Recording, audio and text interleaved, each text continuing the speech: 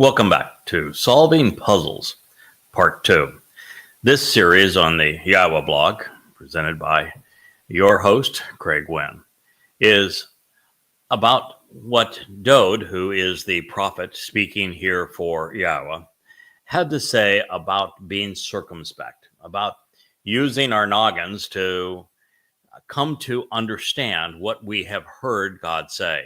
He will speak of Azab being the concept of hearing and responding, such that we perceive what God is saying and make reasonable deductions from the testimony he has provided.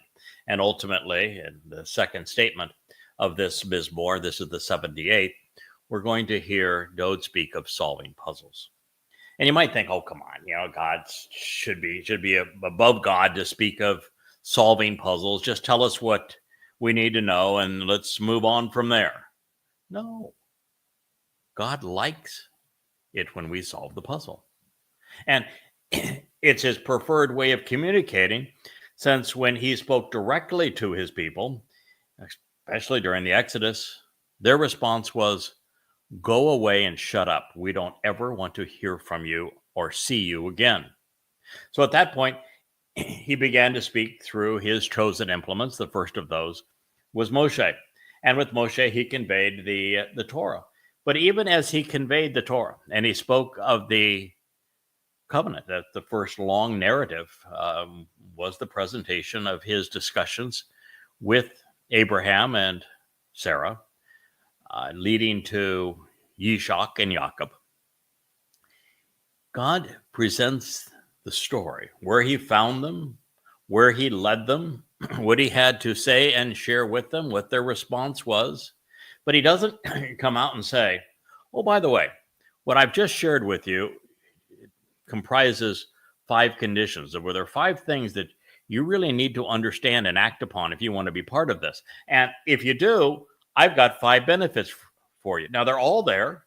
They're readily deduced from the text, and yet they have been available for us to read for 3,400 years.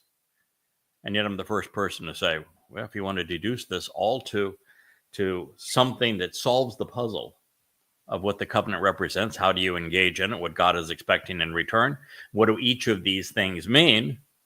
The first person who has presented that in all 3,400 years that have transpired since it was conveyed to us through the Torah. Solving the puzzle, I think, is the single most important part now of God's communication, because he doesn't want a cookie cutter kind of thing. He doesn't want somebody saying, oh, okay, I've got these things that I have to do. If I do these things, then we're all copacetic and I get to be part of eternity. And then just go on and live their life, never have thought about it, never have considered the implications of all of this. And so that's the last thing that God wants. He wants us to have applied ourselves and to think it through. And as a barrier to entry is understanding. Because until we understand, we can't trust and rely. And that happens to be the second condition of the covenant. As a result of that, so much of what God conveyed is conveyed in puzzle pieces to put together. For example, very few people have come to the realization that the 5 benefits of the covenant are all provided through the first 3 Moed Mikre that father and son fulfilled, Pesach, Matzah, and Makotim. And they don't understand what each of those 3 Mikre actually represents in our lives, because they don't understand that they're delivering the benefits of the covenant. This was a puzzle to pick together. And puzzle, particularly if you're looking at a jigsaw puzzle, these are marvelous things. That's this ability to look at the pieces and organize them so they all fit together correctly, and they paint this beautiful picture. It is a marvelous way to communicate. In fact, in this text, we're going to hear YAHOWAH speak of a mashal. And that's ultimately the purpose of solving the puzzle, because a mashal is a word picture. So it's just delightful. So we solve the puzzle to see the word picture that God is using to communicate with us. So because his children said they didn't want to hear from him or see him again during the time of the Exodus, as the Torah itself was being revealed, much of what God has shared since that time, including the Torah itself, is a word picture to be pieced together correctly so that it can be understood. And that is the purpose of these programs. I'm delighted to be able to come into your home, to be part of your life, and to share with you how God's word pictures have all been conveyed to reveal what Yahweh is really like, what the covenant is actually comprised of, and how we go about participating in it and what we should expect in return. And even how all of these events have played out in human history and will continue to transpire over the next 8.5 years until Yahweh returns to complete his story with his people. So it's fun for me to get into this topic as we continue to pursue the others that we're doing concurrently on the YAHOWah blog, which is our continuation of the story of In the Garden, and also our continuation and conclusion of Dod's song. So to pick up where we left off, we jumped into the first statement of the 78th Mizmor, which is a song. It was written by Dod, Yahweh's beloved son, and his our Messiah, our Zeroah, Savior as well, the man that served as the Pesach Gael in his second of his third lives. And speaking for his father, he wrote, "This is a call to be circumspect, to understand, and to prosper." These are lyrics to a song which encourages comprehension. Pay attention and consider the insights. It is from Sakal and Ma, to ponder the implications of thoughtful contemplation. This means a lot to me. And the reason this means a lot to me is very early on in this process, I came to realize that God has no interest in faith. And faith has been heretofore one of the 2 or 3 primary ways that the religious have been taught to identify with God. God has no interest in it. He wants you to know, not believe. He wants you to trust as opposed to having faith. And he provides more than enough information for you to be able to prove his existence and to demonstrate that he inspired these words so that you can come to know him and trust and rely upon him. And the only way to do that is to be circumspect, to move from being ignorant to knowing, and then from irrational to total reason comprehension. And so this is how we make contact with God. And I think in the preamble to Introduction to God, one of the first books that I wrote, and I think it's also in the preamble to the first volume of Yada Yahowah, I said, I want you to leave your faith behind. We're going on a journey through the mind. And words are going to be the vehicles that lead us from this world to the next.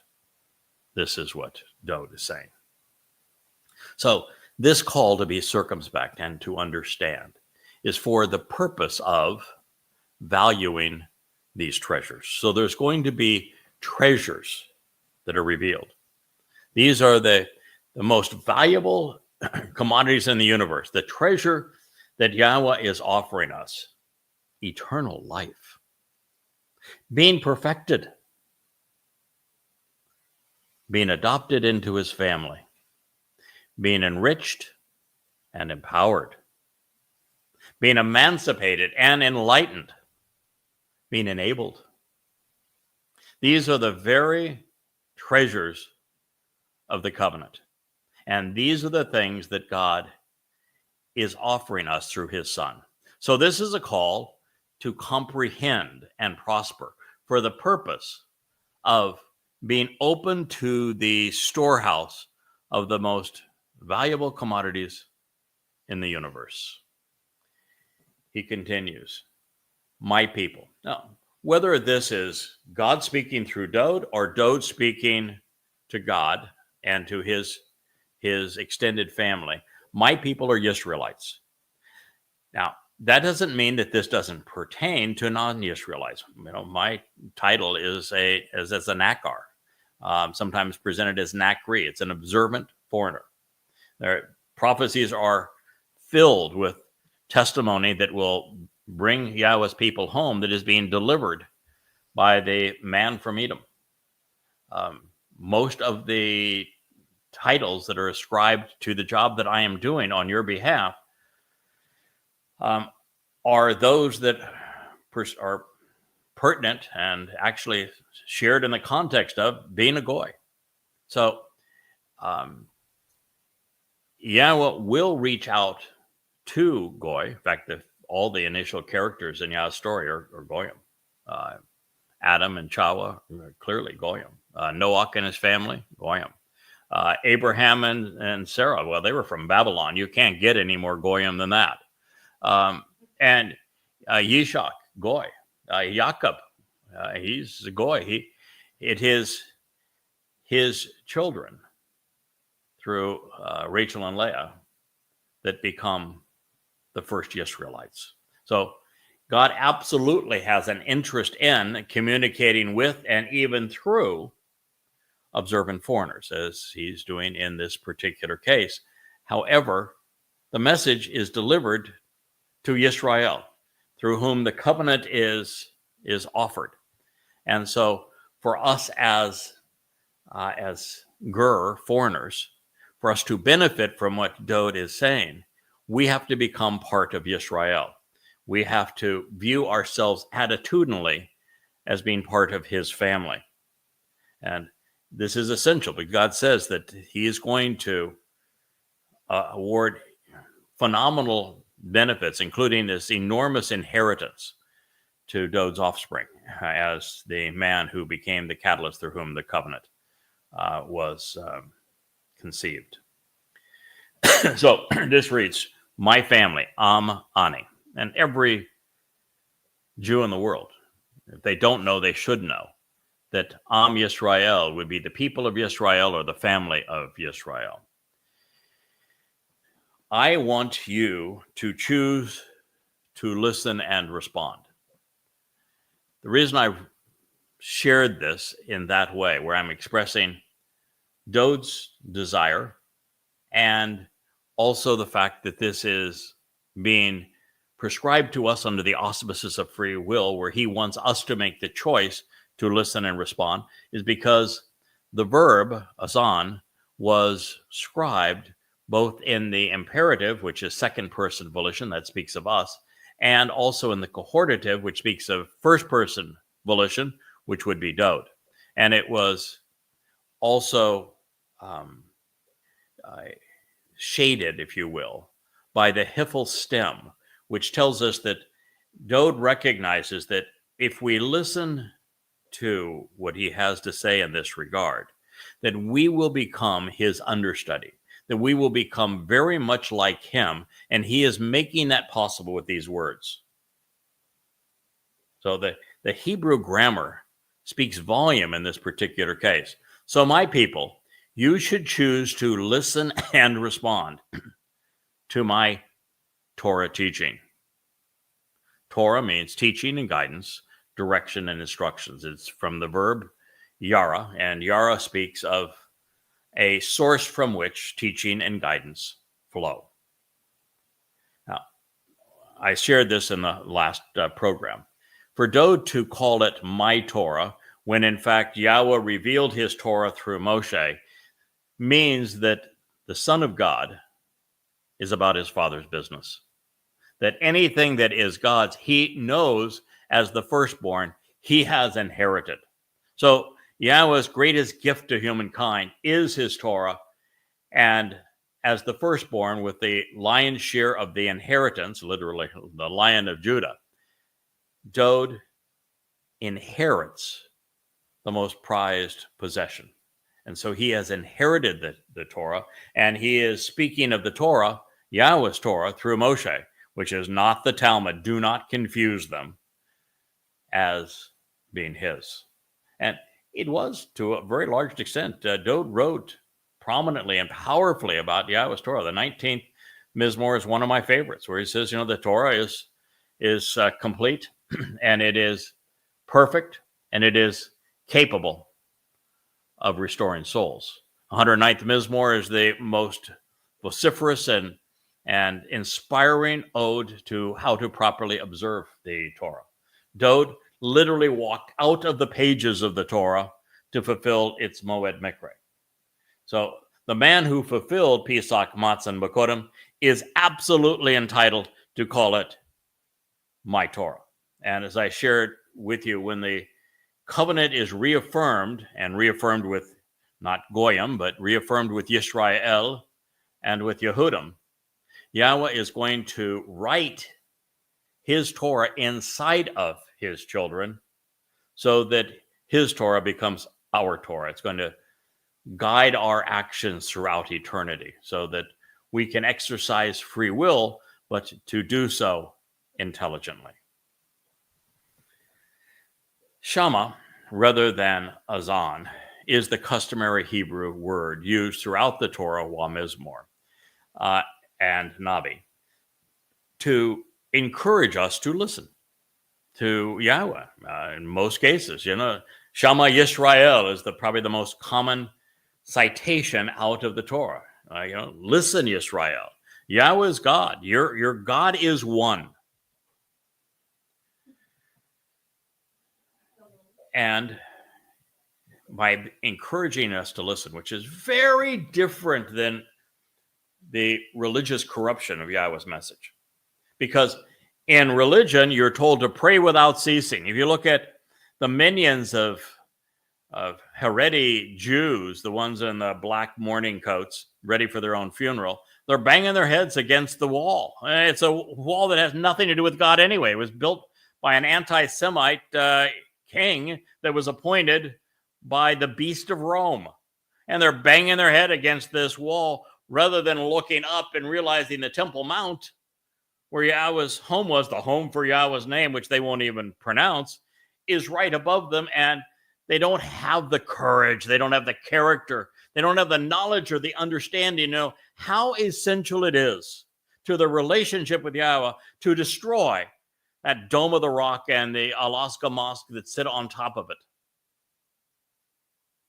Why would they leave these trophies to Allah, who is nothing but Satan in the pretense of a God, on top of the Temple Mount? I mean, I can tell you that when I return, and I'm one of the two final witnesses with Yada, with Elia, this is not an honor. I'm not bragging about this at all, because my role is actually to lay down my life for Yisrael. So unless you want to be bludgeoned to death, you probably ought not be jealous of the fact that I've been asked to do this on behalf of Yisrael. And it is no prize. Let me tell you, this is no prize. All you have to do is read the story of how the Israelites responded to Moshe and the Torah, and you will understand that these are very hard-headed, aggressive, irascible people that don't like the truth very much. They don't even like Yahweh very much. And they don't like somebody correcting them that says, your religion is revolting. Well, that's the job. And you look at Elia and the job that he did on behalf of Yahweh, where he went against the religious and political establishment of Yisrael. And you could say, okay, it was a debate. No, it wasn't a debate. There was no debate at all. He just grilled them. He embarrassed them. And then when it was all over, it wasn't like Yahweh said, okay, you win the prize, but we're going to give participation trophies. Everybody contributed. Everybody gets a prize. No, those that Elia embarrassed with his sarcasm were killed. So God's not playing around here. Elia knows. I know. Moshe knows. Dode certainly knows, because even his own son led a rebellion against him. God's not popular, and to speak for him is a great distinction and the joy of my life. You can tell I'm coming into your homes and looking into this camera on live streams, doing this for you because I love it. I'm passionate about it. I want you to know what I know. I want you to enjoy what I know. I want you to cherish your relationship with Yahweh as I do. But to think for a moment that you would be jealous, for example, that I'm, here claiming that I'm one of the two witnesses, you may want to think that through, particularly when you realize that Yada is the Adam of Torah and is sacrificed in the end of this story. So as we recognize all of this, we need to know that the religious entity that says you ought to pray, that they are absolutely, unequivocally wrong, that there is absolutely nothing that Yahweh wants less than you to pray to him. He never once asked anyone to pray to him, ever. And his constant instruction is to either Azan, listen and respond, or Shama, hear what I have to say. He's really a whole lot smarter than we are. I have put this puzzle together, and I have written 35 books based upon what I have learned about who Yahweh is and what he's offering and who God is not. And so I think I know him maybe better than anyone since doubt. And yet, I can tell you that when you compare what I know and what Yahweh knows, I'm not nabelant by comparison. But that's okay, because that's the way that Yahweh wants to work. He wants to convey his message through those people who are devoted to solving these puzzles and devoted to communicating on his behalf and behalf of his people. So we recognize that the most important thing we can do is to listen to what God has to say, to think about it, and then respond appropriately. As I shared with you, Azan was scribed in the Hiphil stem, which means that the subject of the verb, which the subject is the one speaking to the object. The subject of this verb happens to be Dod. Once the object of the verb, his family, those listening to him, to be like him. I mean, that is the entire purpose of all of this, is to be like Yahweh and to be like Dod. And it was written with the two moods, telling us that this conveys Yahweh's and Dod's will, their desire for us, as well as presenting this under the auspices of free will, so that we're encouraged to respond favorably. Now, as is custom, when presenting poetic lyrics of songs, both Yahweh and Dod reinforce their message, saying the same thing but using different words, thereby reinforcing the intent. You'll notice that throughout these programs, it doesn't matter what the topic is. I will tell you what I'm going to tell you. I'll tell you, and then I tell you what I've told you. And I begin each program by reviewing where we were in the last program. And then when we go through one of the statements that God has inspired, and I will share with you what I can glean from it, and then I'll go back and I'll share with you the commentary that I had written about it, so that we reinforce things, because you can't come to understand until you know, and you can't process things such that what you hear initially goes into what's called short-term memory. But until you've interacted with it, you've thought about it, you've come up with a vivid word picture to express that thought, you've heard it a couple of times, maybe you've written a note on it, you've acted upon it. Until you've done those things, your knowledge is only short-term, doesn't have any longevity, and this is for all eternity. So by repeating it and by painting more visual word pictures about it, then you can transfer what is short-term memory into long-term memory, and now you own the information. That's the first step. The next step is, I want to help you understand it. And when you understand it, then you are empowered to capitalize upon it and to do something even more important, which is to share it, as we're doing on this program. So we find Yahowah doing the same thing that Towrah does, the same thing I'm trying to emulate, which is to use different words to reinforce the same intent. So here now we read, please choose to incline and extend your ears. Remember the last verb was azan. This is ozen. Very similar word. And I shared with you on the last program that azan was based upon the Hebrew word for ear. Well, here we have that reinforced. It is your ears, ozem atam. So the verb is natsah, which is to extend, to incline, to stretch out. Now that's, again, this is symbolic terminology. You're not supposed to, go like this. You don't pull your ear off. I was sharing the other day, and I tried to reinforce here that, if we're going to partake in Passover so that we can receive the benefits of matzah and bakurim and then be part of the Shabat harvest, it's essential that we view ourselves, at least attitudinally, symbolically, as part of Israel. We can't claim those as goyim independently. They're for Israel, and we're invited to participate so long as we view ourselves as becoming one with Israel. So many things that God conveys are symbolic. He is not asking you to, stretch out your ear. He's asking you to incline yourself so that you're more focused on hearing what he has to say. When you lean forward, you're more receptive. When you lean back, your body language says, I am less receptive for the message. That's what these mean. So please choose to incline and to extend your ears to the words. And it's even a different word for word here. The normal Hebrew word for word is dabar. This is emir. It's for the declarations and the promises of my mouth. Pe, ane, my speech and my voice. Mizmor, this is the conclusion of it. Lyrics, Psalm 78:1.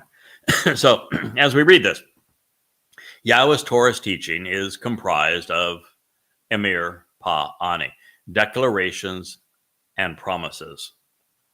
That is to say, Yahowah conveyed the Torah guidance to Moshe, who wrote it down and memorialized in writing what God had to say for our benefit. In fact, by him doing so, it's actually better for us than had we been there. Surprises most people. They said, wouldn't it, would the children of Israel have every advantage? They were there. They actually got to see and listen to Yahowah. And what we have is through a written document passed on through the generations. We don't have near the access that they did. That's not true at all.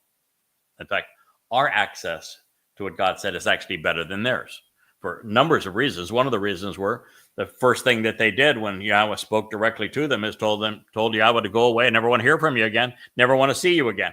So when you have the written text of the Torah, you can access it anytime that you want. Literally incorporate it into your life. You can listen to God at any moment and time. But the other advantage is, by it being in a written text, you can do what is even more difficult on this kind of program. Although this is live streaming to X and live streaming to YouTube and live streaming to my Facebook account.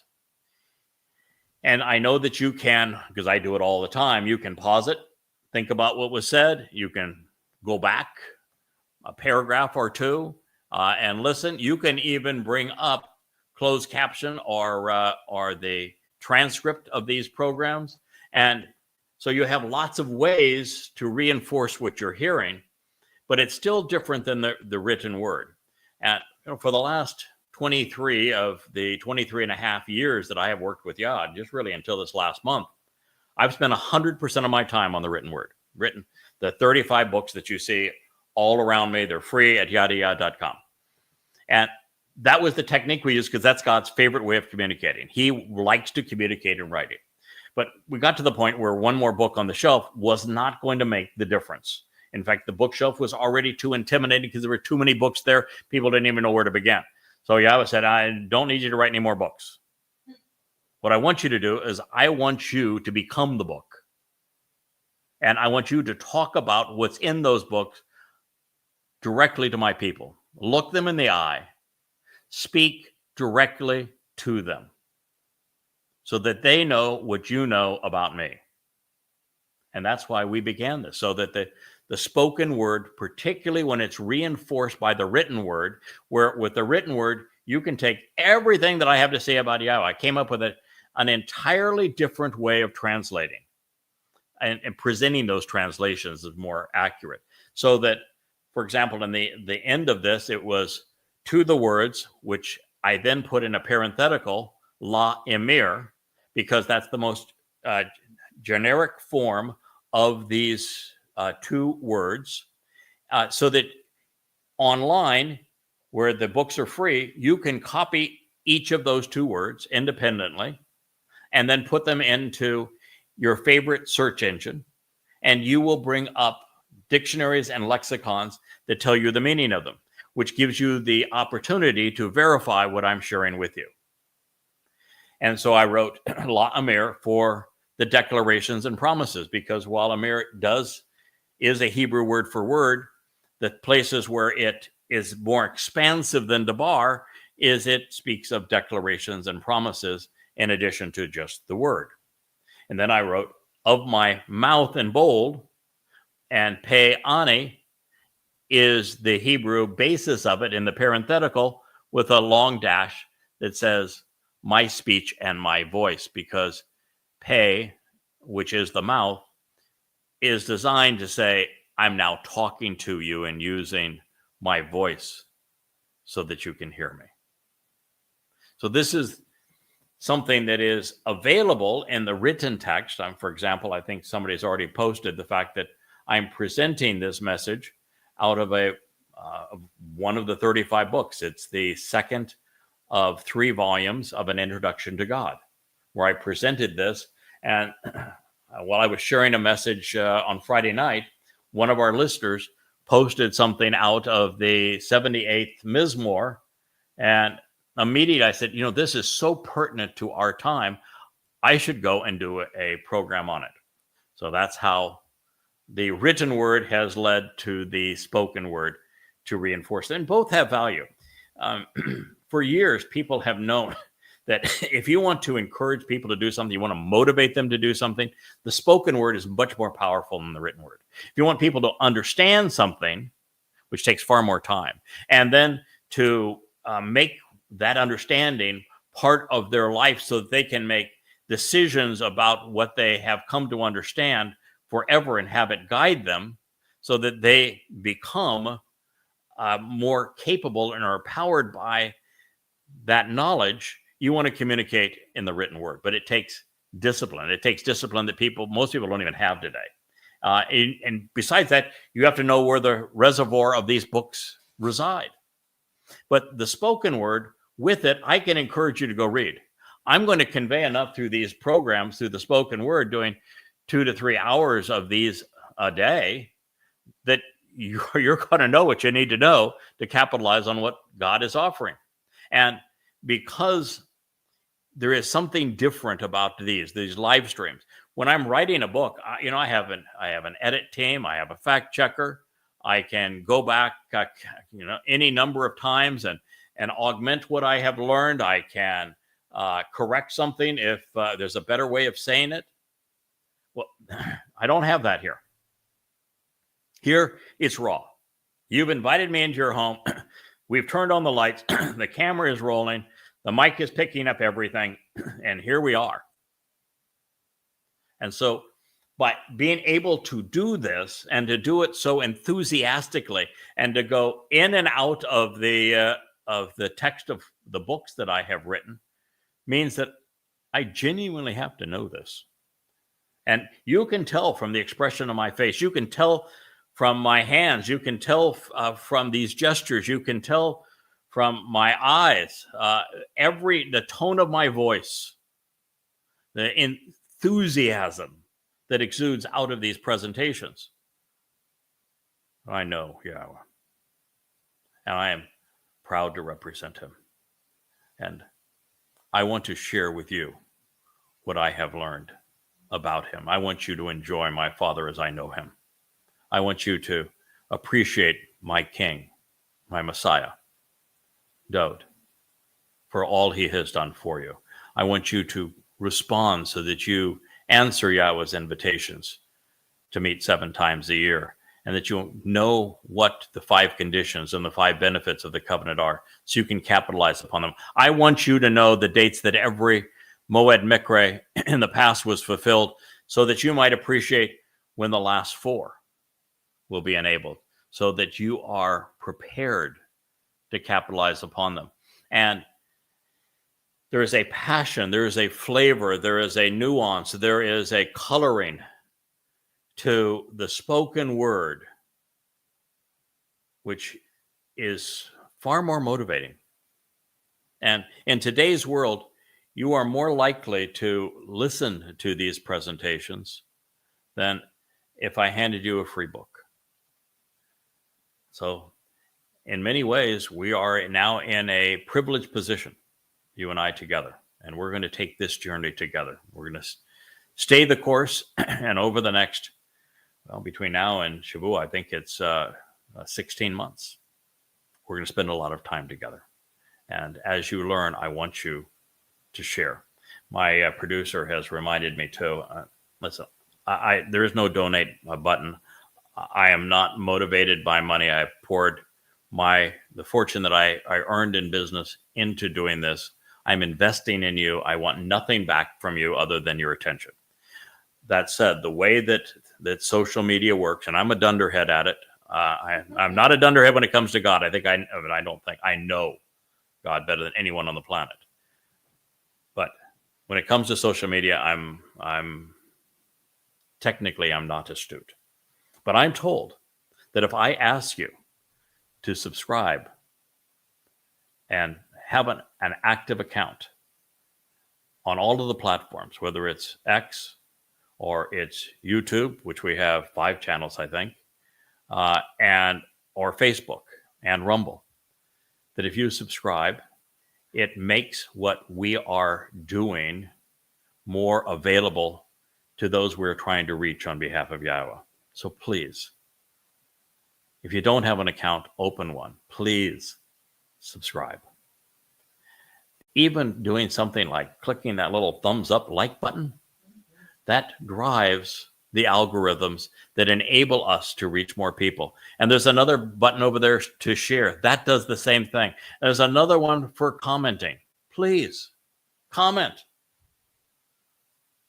This is the kind of thing that is necessary, and across the platforms, X and YouTube, Rumble, and Facebook. We're live streaming across the board.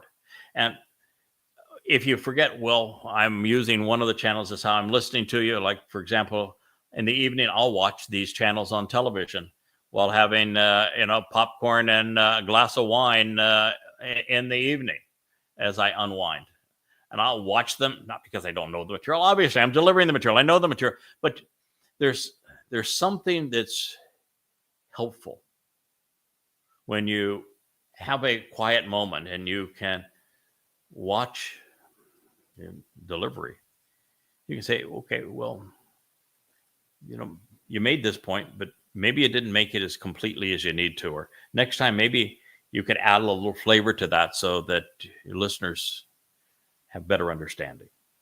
And so we know all of these things and want you to we want to encourage you to listen often, subscribe, please like, share, comment, do it all. You're doing it not just for yourself, you're doing it for others who can benefit. Because one of the things that I learned very early on, God is really big. The universe is really big. He has a lot to offer. Our inheritance does not get smaller because there are more people who capitalize on what God is proposing. It is actually enriched because he has so much to offer that if there's more like-minded, interesting people in forever, then our experiences in forever will be even richer. But there's also this realization that if you help me and work with me, in reaching God's people, and other people become part of God's covenant family because of our collaborative effort. Throughout eternity, as you have the opportunity to spend time one-on-one with Yahowah, you're going to feel so much more satisfied knowing that you made a contribution. Relationships work best when we all contribute, and the covenant is a relationship. So here we have the realization that God likes to reinforce what he has had to say, and he's done so. And this next poetic couplet serves to affirm and reinforce the message and meaning of this song. It reads, I will open my mouth in Mashal Proverbs. This is Mizmor, lyrics to be sung, Psalm 78:2. Well, I've concluded long ago that even though there is some obscure reference to Solomon having written a whole bunch of Proverbs, I don't think we have many of them. I would think that of the Proverbs that are presented now in the Tanakh, very, very few are written by Solomon. Solomon started off well, but he spun into nothingness very quickly. Some 10 years into his reign, he was way too distracted with all manner of selfish indulgences and with religion, and he lost his way. Dode did not lose his way, and the father, mother, son, the wisdom, celebration of wisdom, the anti-religious tone, the celebration of the mashal, the ability to convey ideas by painting pictures with words, which is what mashal means, are so Dode, are so symbolic of what he did and what he represents, of his intellect, of his ability to articulate a message, that when Dode says, or Yahowah, doesn't matter here if Yahowah inspired Dode to say it or Dode is acknowledging this of his father, that I will open my mouth in Mashal Proverbs. Very important to realize that most of them were written by Dode. They're a celebration of comprehension and of intellect.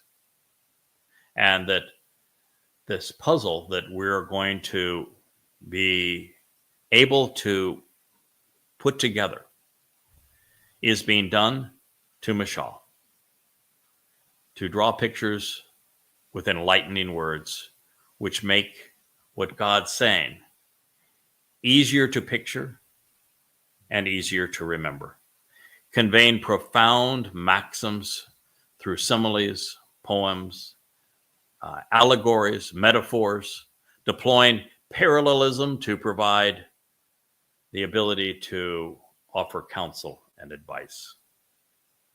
And it even means to lead through these things, to guide people, to be responsible for the family by communicating vividly in this way.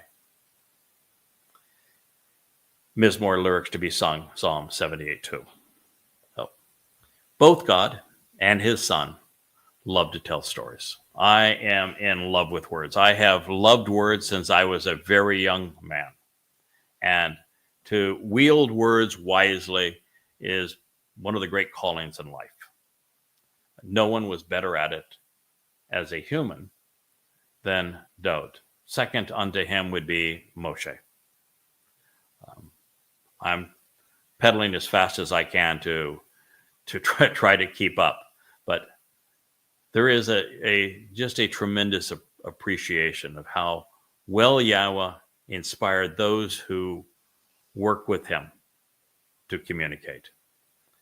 And both Yahowah and Dode are exceedingly adept at doing this through prophetic discourse, And in this case, Yahweh is inspiring his chosen shepherd and king, Hamashiach Dod, the son, who listens to the Father throughout the Mashal Proverbs and then conveys what he has learned.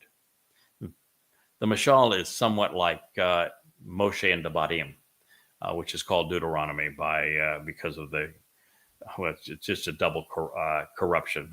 Deut means two. The onome would be a variation of a Greek word conveying the concept of law. And so it's sort of, it conveys second law when there is no one law. So Devarim, the correct title, means words. And the words of the Torah are comprised of teaching and guidance. So what Devarim is Moshe reiterating and repeating what Yahweh had told him, but in his own words to make it applicable to his people's lives. And while Dod wrote the Mizmor that we are considering, this happens to be a Mizmor, the 78th, to reflect upon the way that they apply to our lives, Dod also wrote the Mashal. Personally, I like the intellect that is conveyed and the prophecy and the learning and all the attributes of the Mizmor. And I find the Mashal to be a little more simplistic. But there, one reinforces the other. It's just like Devarim. Moshe is actually trying to dumb it down a little bit so that the wayward children of Israel can process what God has said. So, for example, as he repeats the 10 statements that Yah etched in stone, he ad-libs a bit to provide additional shading and information to enhance understanding.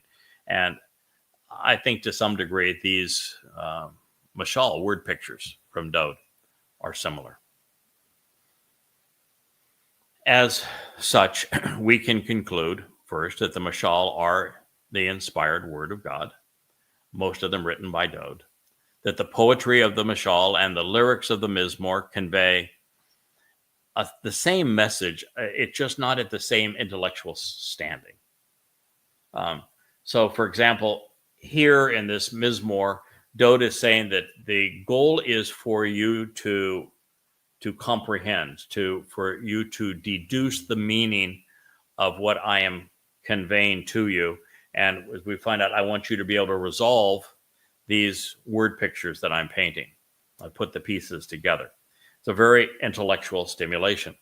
When he speaks of Chokmah, for example, and the 8th Mizmor, the 8th Mashal, Dod just goes full poetic on what you'd call wisdom, on the ability to process information and deduce reasonable connections. But rather than going through and talking about the process and how that happens and how then you apply that process, I mean, he's just, okay, Chokmah this, Chokmah that, Chokmah by the door, Chokmah by the heaven, Chokmah here, Chokmah there, everywhere there's a Chokmah.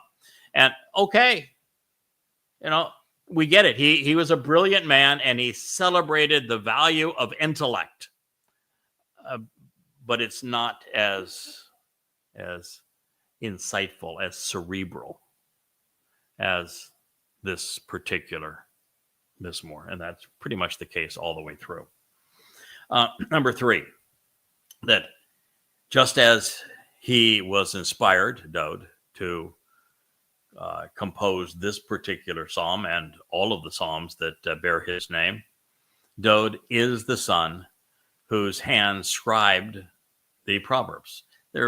Most of them are set in a family setting so that we understand the covenant in very simple terms. And we have been studying. I have written on observations. I think I devote about a third of the volumes, the 5 volumes and observations, to just the Mashal.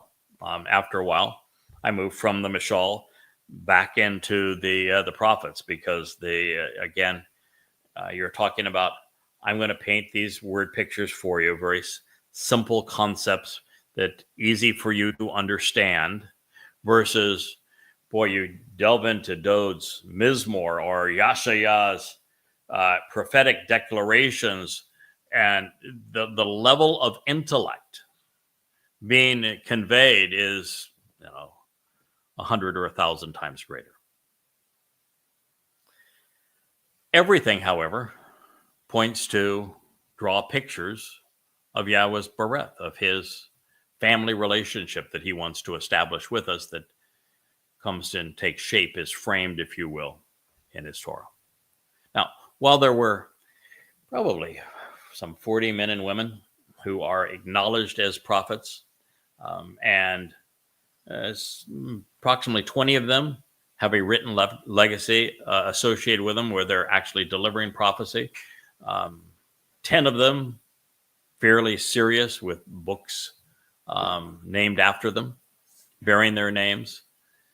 There were 3 that were particularly adept at painting God's portrait with their words.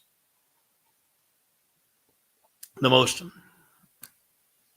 adept 3 would be the first of the Zeroah, Moshe. The second would be the greatest of the Zeroah, Dode. And the third would be the prophet who wrote the textbook on how to be a Zeroah, how to act in he prefers the term Choder, although he uses the term Zeroah. When he uses the term Zeroah, you better pay attention because it's serious. But, well, everything is serious with Yahowah. But it's Yahowah that paints the portrait of all time, of all prophetic revelations as they relate to the children of Israel. Their worst all the way to their best. And so these are the great 3 orators. And Moshe's vocabulary is quite well developed. Dode's vocabulary is a notch above. Yahowah's vocabulary, you really got to be in your game. If you're translating the Torah, it goes pretty quickly with Moshe. Same terms used over and over again. Pretty straightforward concepts being delivered. With the Dode, his intellect is revealed through every word. You do have to pay very, very close attention if you're going to follow along with the message he's actually trying to convey to you. But Yahowah is in a league by himself. For one statement from Yahowah, I could translate 3 from Dode and 10 from Moshe, just to put it in perspective. Oh, they are the most, in my way of thinking, the most brilliant and articulate of those who spoke for God. And you're not going to be honest with you. God chose me because I'm not a dummy. I've got a surprisingly fast processor.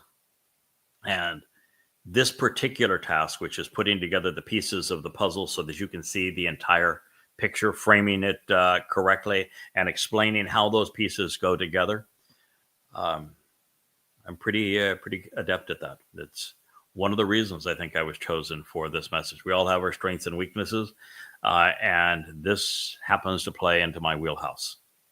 I am the ultimate dot to dot. That's a child's game, of course, and a very simple concept to convey. But you know how the dot to dot puzzles, where you go 1 through 50 or something, if you go in the order of the numerical order and hold your pencil down at the end, rather than a sea of unrelated dots, all of a sudden you have an image that you can see and appreciate. Well, that is the process that we're using here. So I'm sharing this with you because in Yahowah 25 through 30, the prophet speaks of a time when a new song will be sung. And it will be sung in the land of Yehudah. There is a time when there will be considerable sour notes, while also the sweet music of father and son to follow. This is one of the things that makes both, well, I shouldn't say both, I would say all 3 men and to a large degree, my witness to them, consistent in that the Torah is filled with do not do this, instead understand this. Religion bad, relationship good. About as much information on religion bad as there is on relationship good. Most people don't recognize that, but that is the essence of the Torah. And then as you move into Dod's presentations through the Mizmor, people get all frustrated with him because he said, God, why is he in such a bad mood? He hates everything. He's against everything, you know? Same exact ratio. Those who oppose God, bad. Religion, bad. Relationship, good. The same mix in Dod's Mizmor.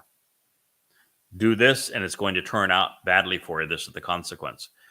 Come to understand this and rely and capitalize upon what I'm sharing with you is appropriate, and you're going to receive the benefits. Then you move into Yahowah. The first 10 chapters of Yahowah. I hate religion. God, over and over again. You're in the mess you're in because you have been religious. Stop being religious if we're ever going to have the hope of a relationship. Over and over, he reinforces it. Then he introduces his choter, whose job it is to explain this to you in the last days so that there's a remnant of Israel who listen and respond and who disassociate themselves from religion and politics so that they can see and hear and understand the portrait that God is painting for them. And now you're hearing it. And if you look at how Yahowah has asked me to respond to him, we began by exposing and condemning the religion that has been the deadliest to his people, the religion that exists to annihilate them, Islam. I've written the 5 books of goddamn religion, the most comprehensive analysis and condemnation of the Quran and Hadith ever composed. And I'm the only person who has done that. I'm the only person that has actually put the Quran in chronological order and put it into the context of Muhammad's life so it could be understood using the Hadith. I'm the only person in the world that has done that. But also, I have done something that no one has done, which is not only did I disprove Islam by comparing Allah's citations where he says, I am the inspiration of the Torah, and my Quran confirms the Torah when it's the antithesis of it, and I proved that. I also did the same thing for the Christian New Testament. I demonstrated conclusively, irrefutably, that the fact of the matter is that the Christian New Testament, rather than confirming the Torah, rather than being predicted in the Torah, refutes it. They're butting heads. They are complete opposites. And if that were not enough, I've written a series of books, particularly the Babel series, where I prove that Rabbinic Judaism is wrong. In fact, throughout these series, I expose the reasons that Rabbinic Judaism is a complete fraud and that rabbis make even no pretense of speaking for Yahowah. They acknowledge full out that they speak for themselves. The only thing that they did that creates an illusion that they speak for a G-D and a Hashem is that they call their rubbish, which is the Talmud, they call it a Torah. Otherwise, they would have nothing to fool anybody with. And so my job is the same as Moshe's job, which is the same as Dod's job, which is the same as Yahowah's job, because it is Yahowah's job to expose and condemn religion and politics so that rubbish might be cleared away sufficiently for God's people to see the truth for the first time. So there would be considerable sour notes. The text reads, and so, excuse me, you will say on that day, look now and see Yahowah. And so you will say on that day, look now and see Yahowah. This is our God. We have waited expectantly for him, and he has saved us. This is Yahowah, whom we have anticipated. We are rejoicing and glad in his liberation and deliverance. Yashaya, Isaiah 25:9. That has not happened. When Yashaya wrote this, he wrote it somewhere between 700 and 750-ish, 740-ish BCE, 300 years after Dode, 700 years before Dode would fulfill Pesach, Matzah, and Bakodim, 2,700 years before Yisrael would see God again. The last time Israel had seen God was 14, some in the range of 1480-ish, 1450-ish, 1447, 1448 BCE. So this was written about 7 centuries after the Israelites had last seen God in their presence, and some 2,700 years before they would see him again. God's returning. There is a day certain. It's Yom Kippurim, which is going to occur in year 6000 Yah on October 2nd, 6:22 p.m. as the sun sets in Jerusalem on October 2nd, 2033. For those who survive up to this point and who have been prepared by the sacrifice of the Adam of Parah, there will be a celebration of Yahweh's appearance. You will know him by name. You will have accepted what he has done for you. You will be in love with and respect and honor his beloved son, Dode. And this is the day where you can say, look now and see Yahweh. Now, there will be no Christians there. There will be no Muslims there. There will be no practitioners of Judaism there. I can say this emphatically because it says, they will say on that day. They will say on that day. They will say on that day, look now and see Yahweh. You would never have a rabbi or a practitioner of Judaism say, look now and see Yahweh. G-D, maybe. Hashem, perhaps.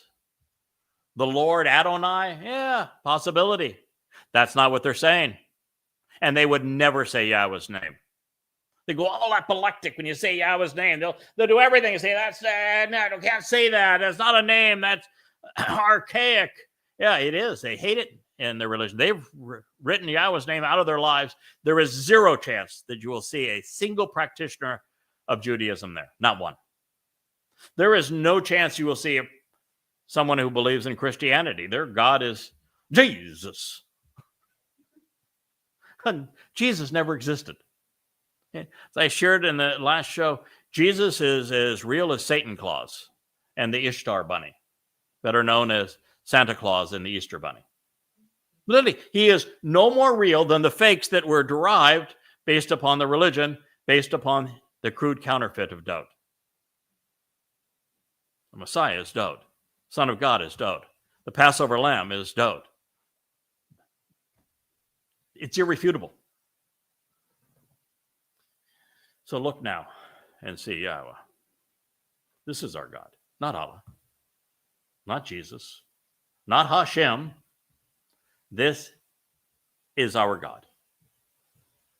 Now, the remnant who's going to be saying that at this point is the mortal remnant of Yisrael who were left behind during the last harvest, which will be of olives and therefore of Yisraelites on Towrah, and who then have taken advantage of the cleansing waters and the searing flames and the ashes of, well, my sacrifice is the Adam of Parah. I lay down my life to save the remnant of Yisrael. Now, it's not as all dramatic as that sounds. It is and it isn't. I mean, it is in the sense that there's only 2 men in human history that Yahweh has incorporated their personal sacrifice into his Moed Mikre. Dode on Pesach and Matzah. Pesach, where he sacrificed his Bashar body, and then on Matzah, he allowed his soul to carry our guilt and to take it into Sheol, making him the most magnificently special man in human history for what he did for us. And then, while conducting and serving as the Roa, cultivating the Shabu and the Towrah harvest on the Shabat of Towrah, September 24th, in 2033, year 6000, I'm going to serve as the Adam of Parah, this bloody red man of the earth who has been productive and will be fruitful on behalf of God's people. It's been corrupted to red heifer. So I'm one of two men who is being asked to lay down their life for the wellness of God's people. And therefore, I can speak with some degree of commitment to this text. This will transpire 10 days after that offering. It is on Towrah. Towrah is the first day of the 7th month. On the 10th day of the 7th month is Yom Kippurim. It's not the Day of Atonement. It's a day of reconciliations, when the relationship with Yisrael and Yahweh is reconciled.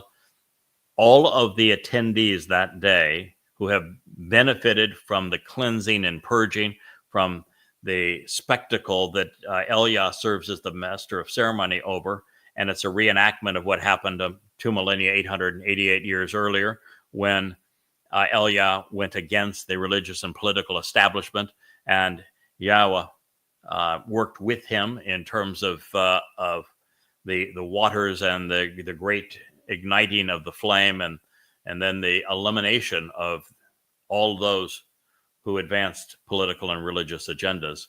The same thing will be true, but this audience, just as in that day, all of Israel was gathered for this showdown. The same thing will be true in Jerusalem. If you're not part of Israel, you will not be there. And if you are there, you will be perceived as being against Israel. The only exception to that is that those who were harvested by or through the processes of Shabuah or Towrah will return and witness this from above.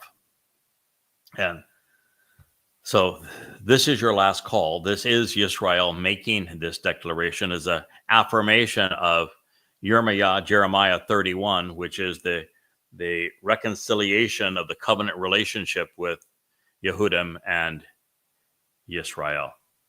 And so it says, we have waited expectantly for him, and he has saved us. What that means, since this is the mortal remnant of Israel who was left behind and has now been purged and cleansed by what Yahweh is doing through the sacrifice of the red heifer and the words that Eliah is delivering as the master of ceremonies, this means that that they've had some time to process this. They know exactly the day that Yahweh is returning. They know that Father and Son has managed to save them, not only from their foes, but from themselves, making this an incredibly poignant declaration. This is Yahweh, whom we have anticipated. There isn't any participant in the Jewish religion, Judaism, that is anticipating Yahweh. There is not one of them that will say Yahweh has saved us. It's a works-based religion. They do things to earn their salvation, or mostly they don't do things they actually don't even have salvation in Judaism. You attain a sense of righteousness, I guess, but there's no heaven and hell in Judaism. And so there is no concept of Yahweh saving them. And so this is those who have walked away from religion, disassociated themselves. So this is Yahweh, whom we have anticipated. We are rejoicing and glad in his liberation and deliverance. This scene is actually painted, and I think is the 12th chapter of Zechariah, which means remember Yah. And it actually means remember the man of Yah, if we were to fully amplify Zachar. And what they're doing is they're recognizing that Yahweh says that a spirit of reconciliation will come down upon Jerusalem, which is the whole presentation, the whole derivation and consequence of the result of the sacrifice of the Adamah Parah and orchestration of these events by Elia working in cooperation with Yahweh on behalf of his people. And so they will have anticipated this. They will be rejoicing in the liberation. And then we hear from Yahweh saying that the people are going to lament, really, tears of joy, and yes, and also heartache, as Yahweh returns with the one that they pierced. And what he's saying is that, particularly because he goes on to say, as one would weep for a firstborn son. The realization that Dowd made this tremendous sacrifice, fulfilling Pesach and Matzah, enduring all of the agony associated with that, and then spitting in his face and denying him and foisting not one but two false messiahs on the gullible of their people and upon the world, and never once acknowledging what Dowd had done at such great cost. And then seeing him come back and celebrating the benefit of it is, well, I'm going to be looking down from above because my soul will be released from my Bashar body at the conclusion of the sacrifice. And I'm going to probably be very close to Dowd as he returns. And I'm going to be bawling like a baby. And I'm not an emotional guy. But I can imagine God's people who have recognized how long they've been wrong. So this goes on to say, during this day, they will sing this song. In the land of Yehudah, our city has been empowered and is strong, becoming a place of salvation, protected and fortified. Yeshayah 26:1. This is the day. The day is the Yom Kippurim, the day of reconciliations. I want to put it on your pagan calendar. It is the 2nd of October, 2033, 6:22 p.m. as the sun sets in Jerusalem. And it will transpire all the way through the end of the next day. And during this day, they will sing this song. This very song. In the land of Yehudah, not in the Vatican, not in Washington, D.C., not in London, for God's sake, not in Mecca. They're in Yehudah. You know what Yehudah means? It's a combination of Yahweh's name and Dowd's name. Dowd means beloved. It is the beloved of Yah. In the land of Yehudah, our city is empowered and strong. The city of Dowd, what is the city of Dowd? Sure, you know the name of the city of Dowd. It is Jerusalem. Yaru is from Yara. Yara is the actionable verb that defines Torah. Yara is the source from which direction, guidance, instruction, and teaching flows. Jerusalem is from Shalom. Shalom speaks of reconciliation, having peace in the relationship so that the relationship is restored. That's where they're coming back. See how important it is to get the names right? And the value of getting the names right, like Torah, like the city of Dowd, like Yahud, like Jerusalem. There's a treasure in every one of these words. And it is that treasure that we're sharing with you. It then goes to say that this city becomes a place of salvation, which is salvation. It's written here as YAHOWAH, Yahowah, and Yeshua would be Yahweh saves. It's the inverse order of Yashayah. So Yashayah and Yeshua would be very, very similar concepts. It's based on the verb yasha. The primary meaning of yasha actually isn't to save. That's its tertiary definition. Its primary meaning is to deliver, liberate, remove from harm's way, which is to save people either from themselves or some threat. So Jerusalem is going to be the place where the promise of reconciliation is delivered, where the enemies of Israel will be singed and will be washed away in this great enactment of the sacrifice of the Adam of Torah. And with Yahweh being there, but even more so with his son, who was the ultimate defender of Israel, who fought 66 defensive battles to protect God's people. He's returning. There will never be another threat to God's people or his city, his family. So now you can open your gates and doors, Israel, for something that, well, it's difficult for me to talk about because I was much more comfortable being anonymous. I loved being the bookworm. I loved being given this job by Yahweh of investigating what he had to say.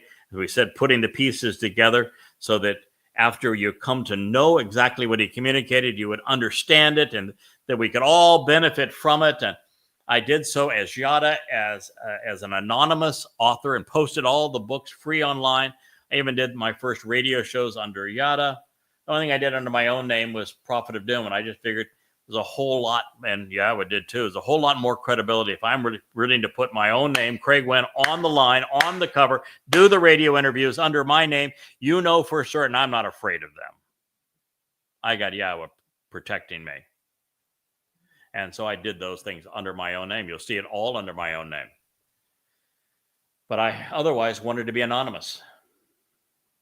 That wasn't what Yahweh wanted.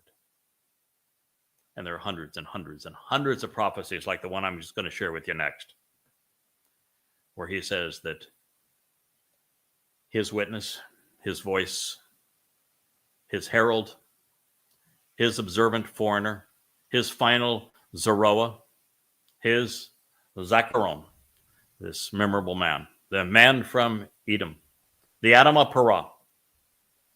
All of these titles and names that Yahweh has ascribed to his choder, the stem from the fallen root of Yisrael. This Nakri, speaking of God's observant foreigner. All of it.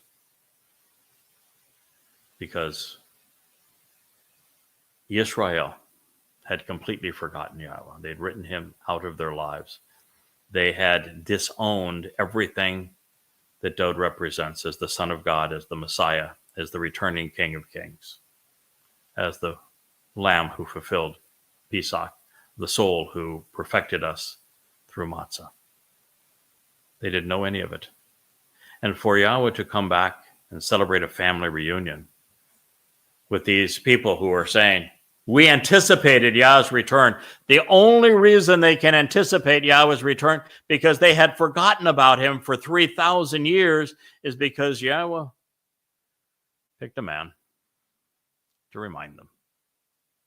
And that is why we're doing these programs. That's why I've asked for you to invite me into your home that I could share this truth with you. And so I'm going to finish this statement. And I'm going to read to you what it says, with you knowing I did not choose this. I did not seek this. But Yahweh needs it. And Yahweh never works alone.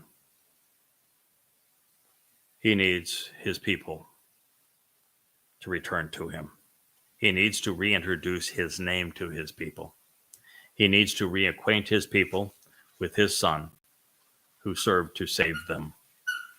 He needs to do all of this on behalf of Israel, such that they know the timeline, they know the day that he is returning, that they know the conditions of the covenant, they know the purpose and intent of each of the Moed Mikra, that they know all of these things so they can say, we anticipated this. This is Yahweh, our God. And without what is said next, it would not have happened.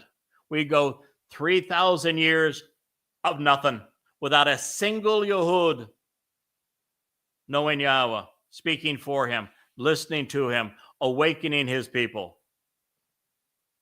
And God isn't about to change his approach.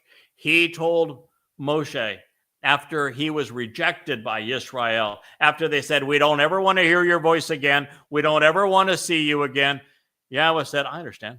I'm good with that. So from that point on, he only spoke to his people through a person of his choosing.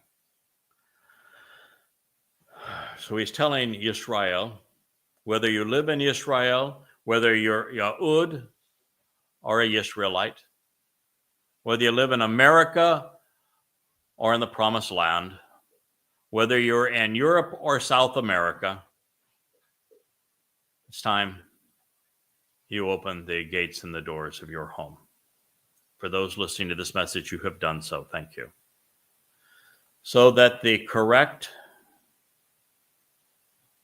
and righteous Goy, who has been observant, Shamar, and who is trustworthy, Emun, may enter.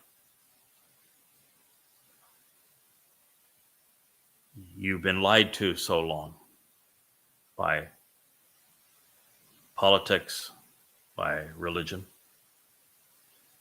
by the religions that have hated you, Christianity and Islam, by the religion that has taken advantage of you, Judaism, that you've forgotten your God. You've written him out of your life. You don't know your Messiah.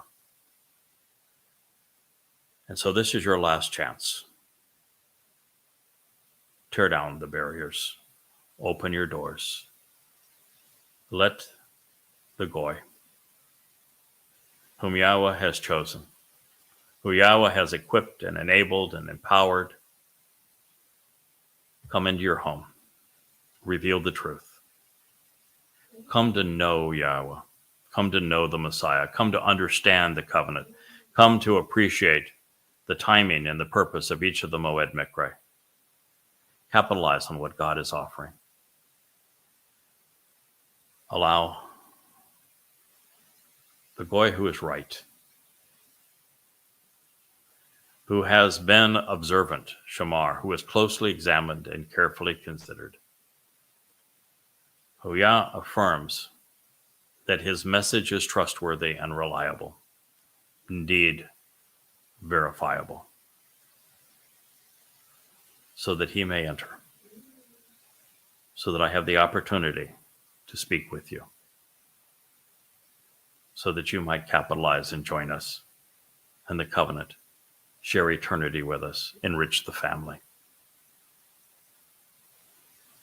This has been the second episode of Solving Puzzles, brought to you by Yada, whose name is Craig Winn, on behalf of our God, Yahweh, and what has become the YAHOWAH blog.